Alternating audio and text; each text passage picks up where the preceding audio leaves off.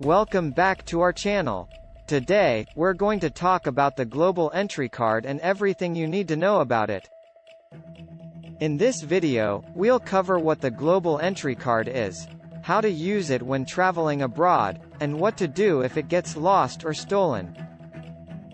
So, what exactly is the Global Entry Card?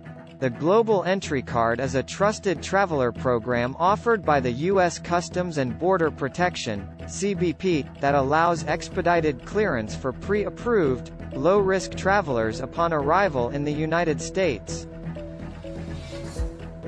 This means that if you have a Global Entry Card, you can bypass long lines and go through a faster security checkpoint at the airport.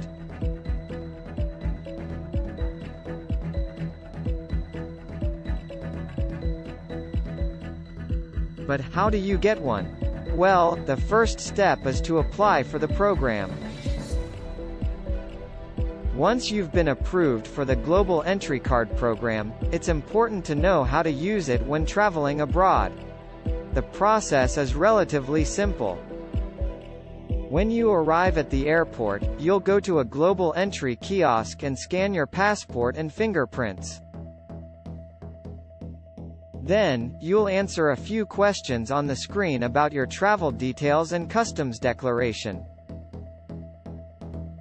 After that, you'll receive a receipt and proceed to baggage claim and exit the airport. It's important to note that the Global Entry Card is only valid for use when entering the United States.